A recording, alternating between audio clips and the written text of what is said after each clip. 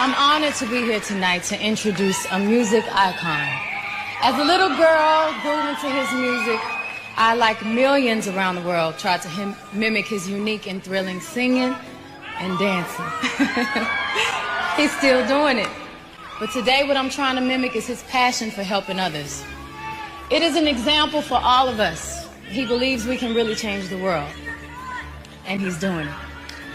He still remains the biggest selling recording artist in the history of music. The king of pop. Ladies and gentlemen, please welcome artist and humanitarian Michael Jackson.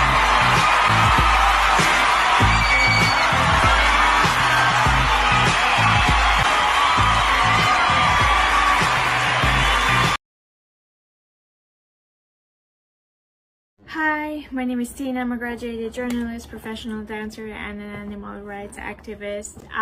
Today I want to react, or more so like throw my feedback on Loving Neverland documentary that I finished watching today, which came out about a month ago on YouTube. It's accessible to everyone. So I'm not sure, honestly, I'm not sure how many activists and journalists like it took to put all of that work together, but I want to salute each one of them and tell them that they really did an outstanding job and served justice to Michael's name. I wish I was part of this project somehow too. So because the way they lined every sphere of his career by providing such detailed and informative aspects of his career fall down and why things played out as they did, far from the public's eyes and media and different corporates, you know, forcing opinions and beliefs on people about Michael, which were nothing to do with the reality. Okay, thankfully we live in an era of easy access to information, facts, and understanding, and growing and learning and progressing into a truth. But back then, when Michael was here, this was not happening. Back then, most of the information that people were feeding was from newspapers, tabloids, TVs. So it was controlled. Basically, that is what I always think, like, what would it have been like? How easier would it have been for Michael if social media was a thing back then, if the internet was part of our daily lives as it is now. Fundamentally, majority of the information that was there were known to me, you know, but not every little thing. That's why whoever is, you know, invested on studying Michael and the truth and the facts surrounding him, I highly recommend this documentary. It has already 300k views, I believe, and I'm sure it's going to reach out more day by day. But it is 5 hours long because they had to cover so much. Timestamps begin with media hysteria in his life. So basically, media did not endorse at all him being such a powerful Black artist at that time and breaking barriers worldwide and just basically being more valued than their title. So they break good details on his skin disease problems and how he dealt with it, and then they compared how media made up all that crap about his skin and not wanting his race and, you know, all that bullshit that once people actually believed it. You know, it's just crazy when you think about it. When they touch pretty good details on the 1993 allegation and the psychopathic evangelist character which, you know, was a money extortion. And then they move on with MJ's comeback history album, and its discography, which I found that pretty dope because it's a very important album on Michael Jackson's life. And honestly, like, you just have to go read those lyrics, listen to these songs, and you will understand what he was going through at that time.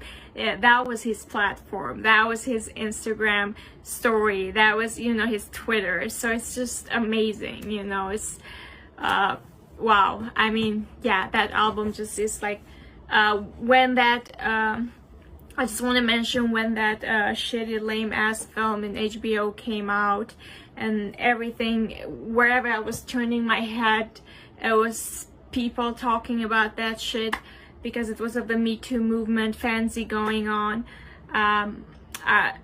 History became my therapist. I was going back to the History album every day, and it was making me feel really, really good. They do analyze the conflict with Sony and MJ's boldness for standing his ground and his rights and his royalties and owning half of the Sony. I mean, hello. And then they jump to 2003 allegations, including the Bashir documentary. That I don't favor that guy at all. He's such an unethical journalist. I don't even like his style of, like, you know, questioning people or whatever. I think I don't know, they say Michael allowed him to because of his Princess Diana's documentary that he worked on, but I haven't watched that documentary, so I don't know what's the difference. But yeah, that guy just makes me sick in my stomach whenever I hear him or see him speak.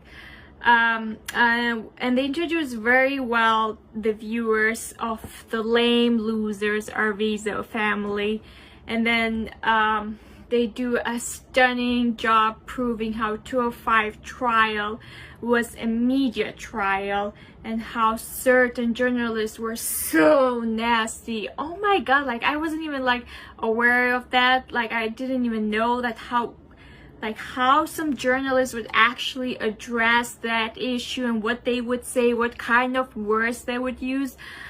I was like blown away because I don't watch TV. I never actually did. So it's just like, you know, I don't watch cable TV, like all those news platforms and stuff. I just never feed my mental picture or my hearing with those kind of media tries to sell on you.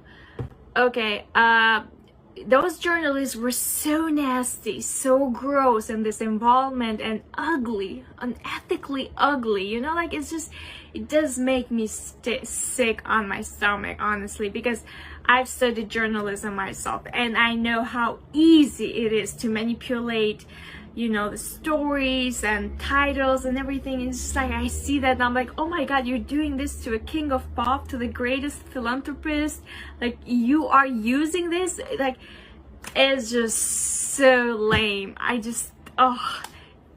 Anyways, not to forget the spectacular failure of Mr. Tom Sneddon's prosecution, as they did throw really, really nice, helpful information that proved how he was invested on sending Michael to jail, how he wanted Michael out of the Santa Barbara County, like his Neverland ranch, and was caught.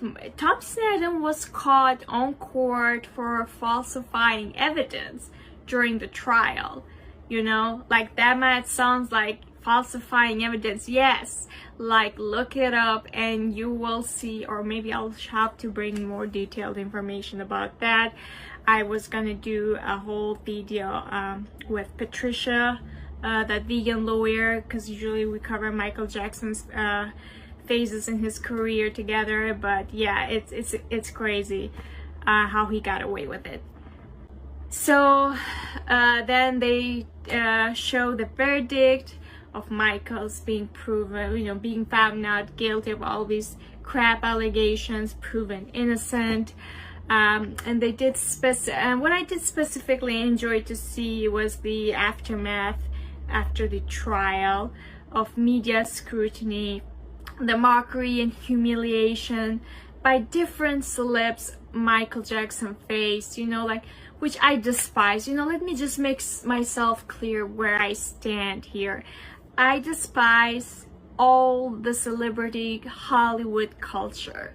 It's just like, I officially have checked out from all that circus because it's just so pathetic. It's such a waste of time. And then having to see that what they did to Michael, and it was like, it was at that time, it was like such a trendy or like a cool thing, socially accepted, to throw jokes about Michael's appearance and ridiculing him. And it's just like, oh my god, you're doing this to a fucking genius, somebody who is changing the world for good and is striving, is fighting so hard to bring positivity in life, and is helping people.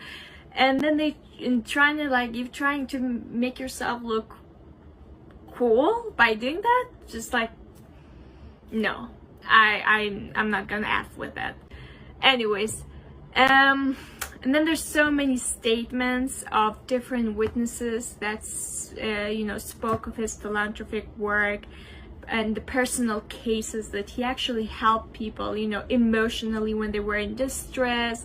He saved sick children's lives. He helped families, you know, sheltering them or giving them, you know, houses or something. Like, it's just like, so he's done so many humanitarian work that is not spoken there as much, but he's reached the Genius World Book for that. And it's just like, so it's a really good documentary to throw yourself in and just kind of like get the entire reality perspective, who this man was, what he went through, how the humans treated him. And like, honestly, like I always say, like, and I talk to my friends, I see like Michael Jackson as a modern Jesus, you know, because he's been misconceived, misinterpreted, in so many ways misunderstood, you know, and then the realities, he had his flaws. Yeah, I think naivety was one of his flaws, but it's just like being scrutinized like that and judged and ridiculed, mocked in the public's eye. It's just, you know, that should happen to somebody who deserves it. Michael did not. Michael did not deserve it. Above all, who he was, like the pioneer of the entertainment industry, of how he revolutionized the music, changed the entertainment industry and the dancing, and how many people he's inspired, you know. At the end of the day, he was just a humble human being, and it's just like, and then, you know, you go and you try to trash a name like that, you know, like, you're always going to fail no matter what, because the truth and the victory is on his side, you know. So no matter how many people are gonna come out, talk shit about him, or, you know, like try to, like, you know, bring him down, or his reputation, his company, that's never going to happen, you know, because people are not dumb. People are smart enough, especially nowadays, you know, like, we have so much access to the information. You're gonna fail no matter whatever corporation you are that you're invested on, you know, dragging his name down, dragging his name on the mud with other criminals. You are failing. That's not happening. So sorry to you.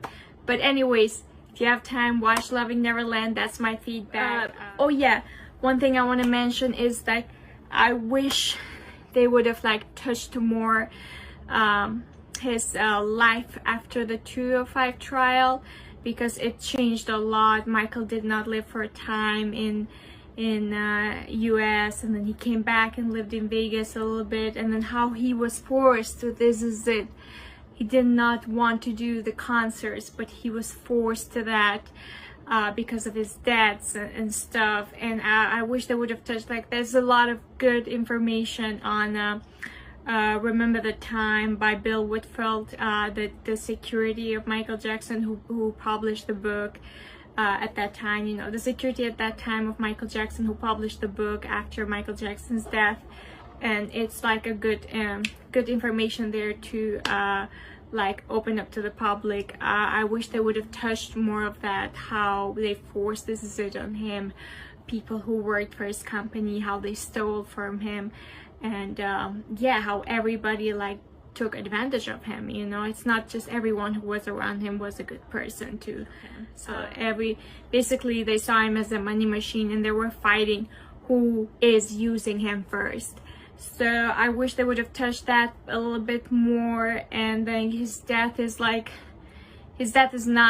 a coincidence too. It comes along with other stuff, you know. I have my views. I don't think it's a coincidence. I see some, or I think it was orchestrated, but I have to dig more into information, produce something more meaningful than just my thinking or my view.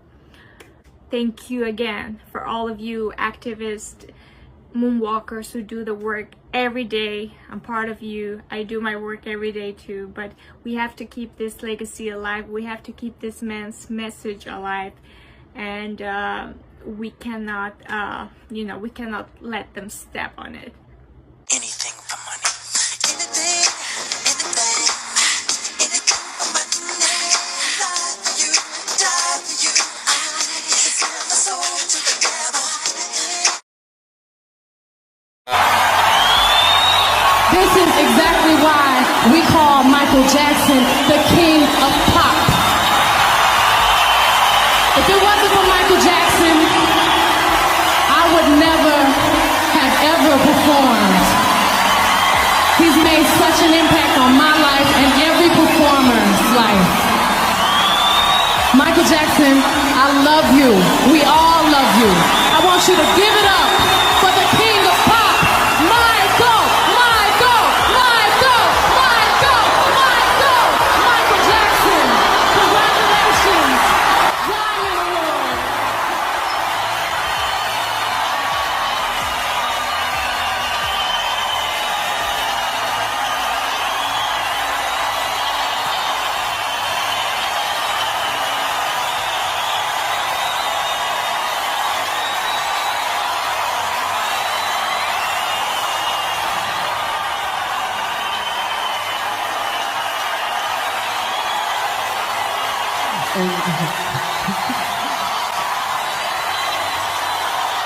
I love you. I love all the fans from the bottom of my heart.